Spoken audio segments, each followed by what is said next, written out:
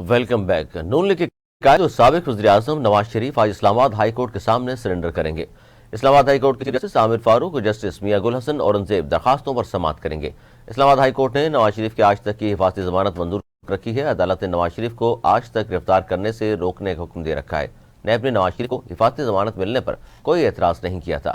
نواز شریف کی NAB reference میں سزا کے خلاف اپیلیں بحال کرنے کی درخواستوں پر بھی آج سماعت ہوگی۔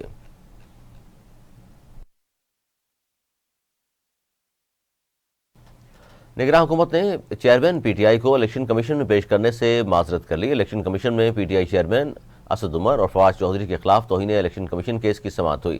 پنجاب پولیس نے سیکیورٹی رسک قرار دیا تو الیکشن کمیشن نے ریمارکس دیے، وزارت داخلہ اگر ایک شخص کو سیکیورٹی نہیں دے سکتی تو الیکشن کیسے کرائیں گے؟ کمیشن نے وفاقی سیکرٹری داخلہ کو طلب کر لیا۔ پی ٹی آئی چیئرمین کے وکیل شعیب شاہین، فواز چودھری، اسد عمر پیش ہوئے۔ حکومت نے چیئرمین پی ٹی آئی کو الیکشن کمیشن کے روبرو پیش کرنے سے انکار کر دیا۔ اس پر وکیل پی ٹی آئی نے کہا کہ آج الیکشن کمیشن کی اصل توہین ہوئی ہے۔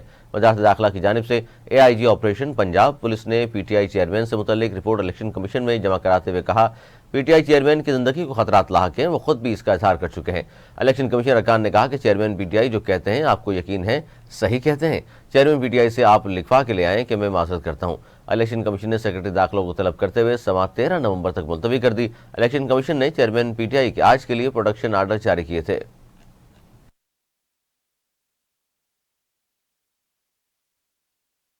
مغربی طاقتوں کی آشرواد سے اسرائیل کی جانب سے غزہ میں نسل کشی جاری ہے۔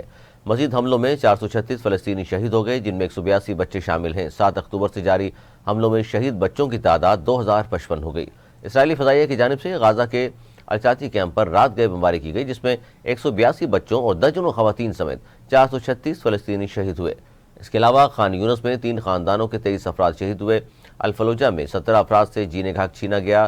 دیر البلح میں 10 افراد موت کی آغوش میں چلے گئے۔ بیت اللہیہ اور نفسادر کیمپ پر بھی بمباری سے 14 افراد شہید ہوئے۔ شیخ رضوان کے علاقے میں گھر کے باہر بم گرنے سے فلسطینی صحافی جاں بحق ہو گیا۔ حالیہ جنگ میں شہید فلسطینی صحافیوں کی تعداد 20 ہو گئی۔ 3 مساجد پر بھی اسرائیلی طیاروں نے بمباری کی۔ 7 اکتوبر سے جاری حملوں میں شہید مساجد کی تعداد 31 ہو گئی ہے۔ 7 اکتوبر سے جاری اسرائیلی جارحیت کے نتیجے میں شہداء کی تعداد 5200 سے زائد ہو چکی، جس میں 2055 بچے اور 1100 خواتین شامل ہیں۔ کل زخمیوں کی تعداد 15000 سے زائد ہو چکی، جنہیں ہسپتال میں دواؤں، ایندھن کی قلت کے باعث مزید مشکلات کا سامنا ہے۔ غزہ میں 830 بچوں سمیت 1500 افراد لاپتہ بھی ہیں، جن کے ملبے تلے دبے ہونے کا خدشہ ہے۔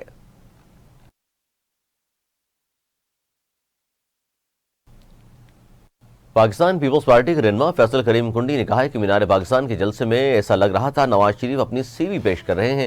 فیصل کریم کنڈی نے کہا کہ سپریم کورٹ کے فیصلے کا احترام کرتے ہیں، عدالتیں صحیح ہو جائیں تو پاکستان ٹھیک ہو جائے۔ فیصل کریم کنڈی نے کہا کہ نواز شریف کو پاکستان واپس آنے پر ویلکم کرتے ہیں، لیکن بڑی پارٹی کے لیڈر نے جلسے میں الیکشن کی بات نہیں کی۔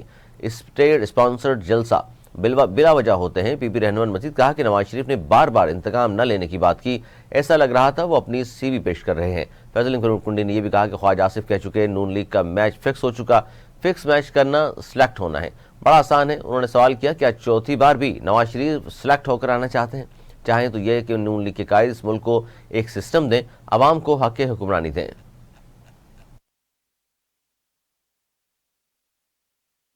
پاکستان پیپلز پارٹی کے چیئرمین بلاول بھٹو زرداری نے کہا ہے کہ پولیو سے محفوظ پاکستان شہید محترمہ بے نظیر بھٹو کا خواب تھا، جسے حقیقت میں تبدیل کرنے کے لیے پاکستان پیپلز پارٹی کا سیاسی عزم پختہ اور ارادے مضبوط ہیں۔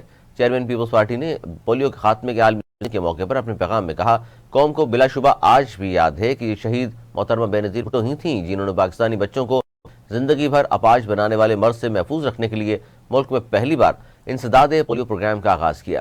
انہوں نے کہا کہ رجت پسند قوتوں کی جانب سے انسداد پولیو پروگرام کو بڑی شدت سے مخالفت کی گئی، لیکن شہید محترمہ بے نظیر بھٹو پیچھے ہٹنے والی نہیں تھیں۔ انہوں نے اس سے بلا جواز مخالفت اور گمراہ کن پروپیگنڈے کے خلاف مزاحمت کا آغاز پولیو سے بچاؤ کے قطرے سب سے پہلے اپنی بیٹی اور میری چھوٹی بہن آصفہ بھٹو زرداری کو پلانے سے کیا۔ میرا یقین ہے ہر اس جنگ میں پاکستان کی فتح ناگزیر ہے جس کا آغاز اور قیادت شہید محترمہ بے نظیر بھٹو نے کی ہو۔ چیئرمین بلاول بھٹو نے کہا، پاکستان پیپلز پارٹی کی سابقہ صوبائی حکومت کی کاوشوں کے نتیجے میں جولائی 2020 سے لے کر اکتوبر 2023 تک سندھ میں ایک بھی پولیو کیس سامنے نہیں آیا۔ رواں ماہ کے دوران ایک پولیو کیس کا سامنے آنا میرے لیے انتہائی تشویش کا باعث ہے۔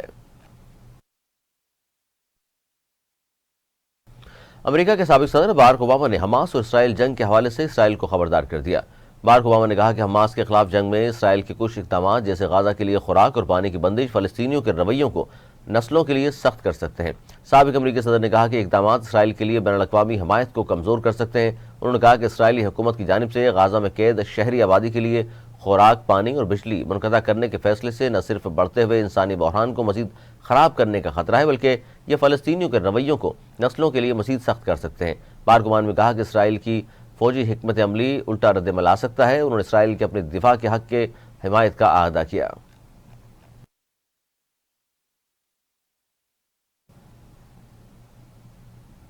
ترجمان امریکی محکمہ خارجہ میتھیو ملر نے کہا ہے کہ امریکہ کا حماس کے ساتھ براہ راست رابطہ نہیں۔ واشنگٹن میں پریس بریفنگ کے دوران ترجمان امریکی محکمہ خارجہ نے مزید کہا، خطے میں پارٹنرز کے ذریعے حماس تک پیغام پہنچاتے ہیں۔ ترجمان نے کہا کہ حماس سے کہا ہے یرغمالیوں کو فوری رہا کیا جائے۔ انہوں نے کہا کہ غزہ میں امداد ملنا شروع ہو گئی ہے، چاہتے ہیں امدادی قافلے جاری رہیں۔ غزہ میں شہری و طبی سہولیات کی جگہوں کی حفاظت کے لیے طریقہ کار تیار کرنے پر کام کر رہے ہیں۔